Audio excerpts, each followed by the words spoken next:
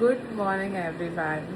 तर आता वाजले आहे 4 आणि आम्हाला 4 वाजताच पोचायचं होतं तिथे, बट थोडासा उशीर झाला.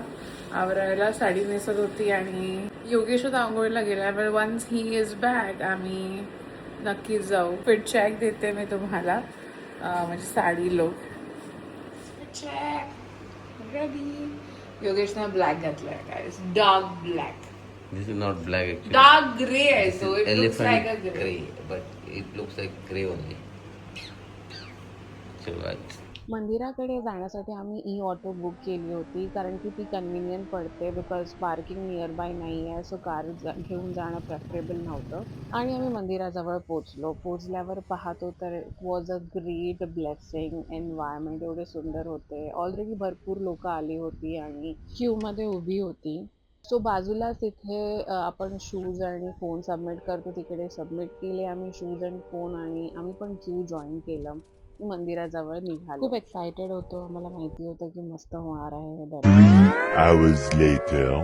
फायनली आम्हाला दर्शनासाठी एंट्री मिळाली. आम्हाला समोर जगन्नाथजींना पाहून एवढं प्रसन्न वाटलं की एवढे दिवस ज्याचा विचार करत होतो त्यांचे आशीर्वाद आता आम्ही घेतो आहे की अनादर लेवल फिलिंग होती. आमचं दर्शन झालेलं आहे आणि हे आहे मंदिरकडे अलाउड नाही आहे फोन. सो आता आम्ही जस्ट फोन कलेक्ट केला आणि दिस इज हाव. ऊन भरपूर आहे. 7:30. It is just 7:36. दाखव बघू. It is just 7:36 in the morning आणि एवढं ऊन आहे भरपूर. तुम्ही जर दर्शनासाठी इथे येणार असेल तर मी प्रेफर करेन तुम्ही सकाळीच पहाटेच या, म्हणजे एवढी गर्दी नसते आणि होऊन जातं, मॅनेजेबल असतं सकाळचं. इथे हा एरिया जो मी दाखवते आहे तो एरिया सिटिंग एरिया आहे जस्ट बिहाइंड दी मंदिर.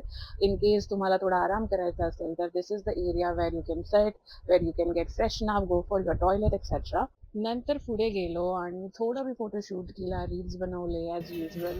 जगन्नाथपुरीला आला आणि आम्ही शूट नाही केलं असं नाही होणार. So this was the real area that we have already posted on Insta. सकाळी एवढी गर्दी नसते इथे या एरियाला.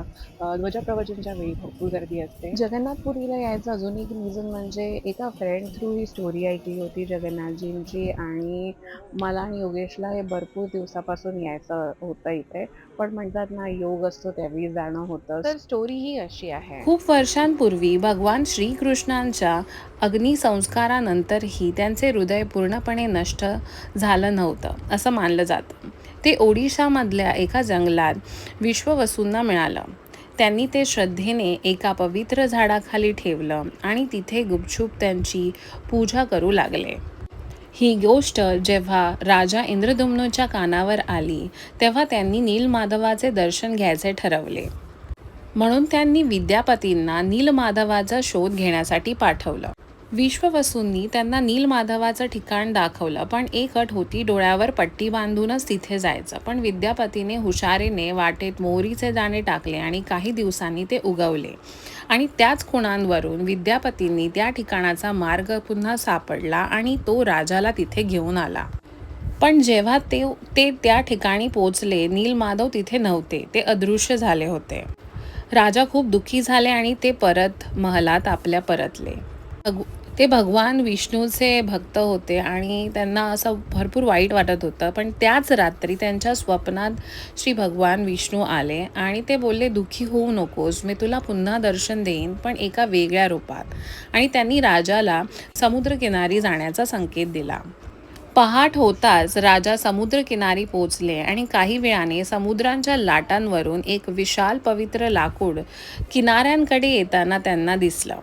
हे साधं लाकूड नव्हतं. यालाच दारू ब्रह्म म्हटलं जातं. राजाला समजलं हाच तो भगवान विष्णूने दिलेला संकेत. राजा ते पवित्र लाकूड घेऊन राजवाड्यात आले. अनेक कारागिरांनी बोलावण्यात आले आणि त्या लाकडातून मूर्ती घडवणं कोणालाच शक्य नाही झालं. तेवढ्यात एक रहस्यमय वृद्ध सुतार राजासमोर आला आणि तो म्हणाला, मी या लाकडातून देवतांचे रूप घडवू शकतो, पण त्यांची एक अट आहे, काम पूर्ण होईपर्यंत खोलीचा दरवाजा उघडायचा नाही. राजांनी त्यांची अट मान्य केली. सुतार आत गेला आणि काम चालू केले. पण अचानक काही दिवसांनी आवाज बंद झाला. म्हणून राजा आणि राणींनी दरवाजा उघडायचा ठरवला. पण तिथे होती 3 अद्भुत दिव्य रूप.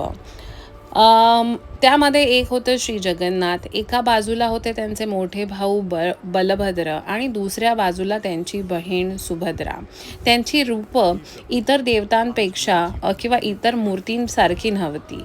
मोठे गोल डोळे, हातपाय पारंपरिक मूर्तीसारखे नव्हते, पण त्यांच्यात एक वेगळीच दिव्य शक्ती होती. राजाला सुरुवातीला वाटलं आपल्याकडून काहीतरी चूक झाली, पण ही चूक नव्हती. कदाचित हेच भगवान इच्छित रूप आहे. म्हणूनच आजही जगन्नाथजींचे हे रूप इतकं वेगळं आहे आणि त्यांची पूजा केली जाते. गेल्यावर आम्ही डायरेक्ट पोचलो जगन्नाथजींचे दर्शन घ्यायला जगन्नाथपुरीला. कदाचित त्यांचंच बोलवणं होतं. किती मस्त स्टोरी आहे ना. या दर्शन झाल्यावर आम्ही मग थोडं मार्केटला गेलो. ॲक्च्युली पुरीचं जगन्नाथपुरीचं हे खाजं जे असतं ते खूप स्पेशल असतं. सो ते आम्ही परचेस केलं, थोडा प्रसाद घेतला आणि मग रिटर्न गेलो हॉटेलला. पहाटे लवकर गेल्यामुळे काही खाल्लं नव्हतं, सो आम्ही क्विकली ब्रेकफास्ट केला गेल्या गेल्या लगेचच हॉटेलला आणि थोडं चिल आउट केलं इथे स्विमिंग पूल एरियाकडे. खूप सुंदर होतं आमचं हॉटेल जिथे आम्ही स्टे केलं होतं. मी डिटेल्स टाकेनच कॅप्शनमध्ये.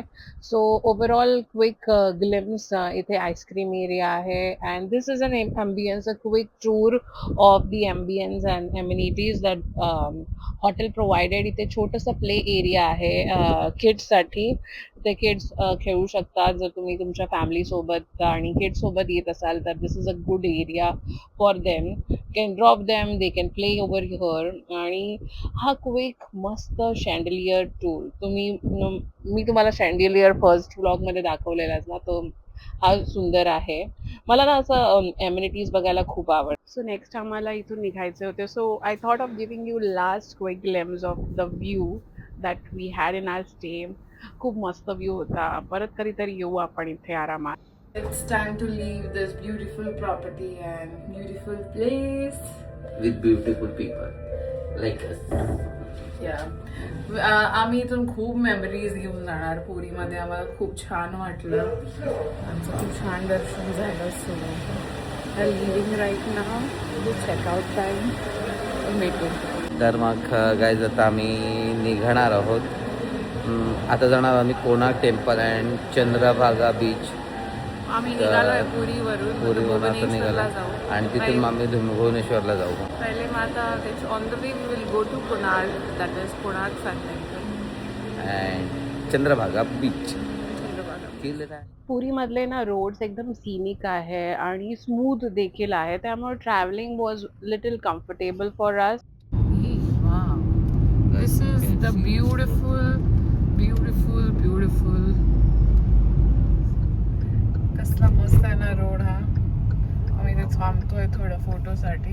इथे हरिण येणार नाही ना. आपण पुरीवरून कोणार्क टेम्पलला जातो. तो रोड आहे. किती छान आहे रोड बघा. जय जगन्नाथ. चंद्रभागा बीच मला दिसायला स्टार्ट झाला होता या पॉईंट नंतर, पण आपण इथे जात होतो ते रॉंग डिरेक्शनला जात होतो. आय थिंक इकडे एक रिसॉर्ट होतं, सो आम्हाला इथे पुढे जाऊन युटर्न घ्यावं लागलं. बट ही अशी समुद्र आहे जे बे ऑफ बेंगॉलला जाऊन भेटतं. तो हा एरिया होता तो. सिन्स तिथे रिसॉर्ट होतं, सो आम्ही युटर्न घेऊन आम्ही निघालो परत चंद्रभागा बीचच्या टॉवर्ड्स. बाजूला समुद्र आणि ड्राईव्ह करणं वॉज अनदर लेवल फीलिंग. खूप छान वाटत होतं. भरपूर ऊन पण होते, सो वी वर लाईक की आपण जायचं बीचवर की नाही. 2 वाजलेले दुपारचे. पण ऑन द वे ना आम्हाला हे एक इंटरेस्टिंग लोकं दिसत होती जी पिलग्रिमेजला जात होती. सो इथे म्हटलं जातं की ही ॲन्युअल रिच्युअल आहे ओडिसामधली, ज्याला कन्वर असं म्हटलं जातं किंवा कावड. जे लोक लॉर्ड शिवाला वर्शिप करतात त्यासाठी हे लोक घेऊन जातात. दिस इज कोस्टल लाईन. सो आम्ही तिथे गाडी पार्क केली आहे. तिकडे गाडी पार्क केली आहे आणि इथे मस्त असं बीच साईडला जायला रोड आहे. सो छोटासा स्पॉट भेटला जो सिनिक होता. तुम्ही थॉट की इथे जाऊ. ॲक्च्युअल बीचला जायला मला वाटलं की तिथे भरपूर ऊन असेल. इथे थोडी सावली होती, सो आम्ही विचार केला की इथे थोडंसं एक्सप्लोर करू की कसा बीच आहे. हा बीच ना बे ऑफ बेंगॉलच्या कोस्टला आहे. सो इट वॉज लाईक अनादर वाईब, समुद्राचे खूप छान आवाज येत होता आणि सायलेन्स होता भरपूर, कारण की आम्ही अशा स्पॉटला थांबलेलो जिथे गर्दी नसेल. हे 2-3 लोक होते फक्त इकडे, आणि इथे थोडा वेळ फोटोज घेतले, टाइमपास केला आणि मग निघालो पुढे. इकडे सगळेच रोड मस्त आहेत. आता हा कोणार्क साठी जाणारा रोड आहे. छान हायवे आणि ते स्मूथ रोड आहेत. मेन म्हणजे असं नाही की इथे खड्डे आहेत. खूप छान रोड आहे आणि तुम्ही इझिली जे गुगल मॅपला लोकेशनवरती टाइम दाखवतात ना, तेवढाच वेळ लागतो पोचायला. So it doesn't take you any additional time. So तुम्ही बघू शकता हे आहे एंट्रन्स टेम्पल. भरपूर ऊन होतं, सो आय वॉज एक्सप्लोरिंग की काय काय आहे ते सन टेम्पल इंटरप्रिटेशन सेंटर आणि ऑडिटोरियम वगैरे. योगेश पार्किंगला गेला होता, so this was an entrance. Plan करणार आहात गरमीमध्ये तर छत्री नक्की घेऊन या. लकीली आमच्याकडे होती छत्री, त्यामुळे असं उन्हामध्ये चालण्यापेक्षा हे असं चाललेलं बरं. सो आम्ही छत्री घेऊन चालतो. मस्त आहे इथे, बट इट जस्ट दॅट गरमी भरपूर आहे. भरपूर खूप आहे. ह्युमिडिटी खूप आहे. सनस्क्रीन लावा आणि also wear your sunglasses for sure. तिथे असं सर्कल आहे, इंटरप्रिटेशन सेंटर, आणि हा आहे अर्क क्षेत्र बरोबर. सो इथे एक्झिबिशन आहे, इथे येऊ आपण नंतर. हे आधी पहिला कव्हर करू. हे आहे तिकीट काउंटर आणि बरीच गर्दी होती. तुम्हाला एंट्री घेण्यासाठी, सन टेम्पल पाहण्यासाठी एंट्री तिकीट पे करावं लागतं. सो योगेश गेला होता धावत तिकीट घेतले घ्यायला. आहेत सन टेम्पल, आणि सन टेम्पल तिथे आहे बरोबर. 40 रुपीजचं तिकीट आहे. कोणार्क सन टेम्पलच्या एंट्रन्सला त्याची थोडी माहिती दिली आहे. How this Konark sun temple was build by Narasimhadeva प्रथम. हे राजा होते गंगवंशातील. तो 13th सेंचुरीमध्ये हे टेम्पल बांधलं होतं. If you can see here the entire मंदिर, याचं आर्किटेक्चर 24 असं ब्युटिफुल नक्षीदार चाकं आहेत त्याची, आणि 7 हॉर्सेस दाखवले आहेत. अँड ॲज इफ ते ना एक सूर्यदेवाचा भव्य रथ असल्यासारखे ते मंदिर किंवा स्ट्रक्चर उभारलं. तुम्ही पाहत असाल तर कोणार्क चक्र हे आपल्या 10 रुपीजच्या नोटवरही पाहिलं जातं. So I have just showed the glimpse of the Konark चक्र ऑन 10 रुपीज नोट. आणि इंटरेस्टिंग गोष्ट म्हणजे प्रत्येक बाजूला इतकं बारीक आणि रेखीव स्कल्पचर वर्क केलं आहे ना इथे, की इट गिव्स यू अनादर लेवल वाईब, की एवढं डिटेलिंग, एवढं एफर्ट्स घालून किती टाइम लागून बांधलं असेल हे मंदिर. तो जस्ट सरप्राइजिंग.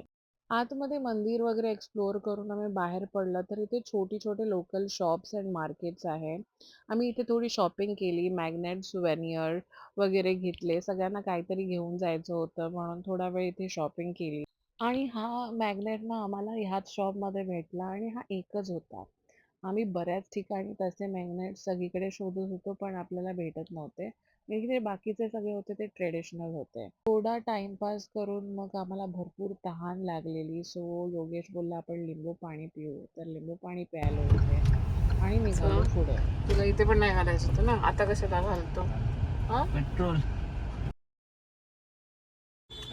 53 किलोमीटर चालणार होती गाडी आणि हा सांगतो की इथे घालू नको का, पेट्रोल तिथे घालू नको. करतात काय ते. आणि ते बघा थांबायला आला. आणि ही बघा पुन्हा दिसलेत हे सगळे रस्त्यात हे जागोजागी कावड घेऊन जाणारे डिवोटीज. श्रावणच्या महिन्यामध्ये ना लॉर्ड शिवाला जल अर्पण करण्यासाठी हे कावड यात्रा करतात. बोलबम असे म्हणत जातात आणि ते शिव मंदिरात जातात बेसिकली. तर आम्हाला ते ना ऑन द वे सगळीकडेच दिसत होते. So guys, we are at the Bhubaneswar airport and we are ending this vlog. It was a great journey in Odisha, in Puri and Bhubaneswar especially. So guys, आम्ही खूप memories घेऊन चाललो आहे.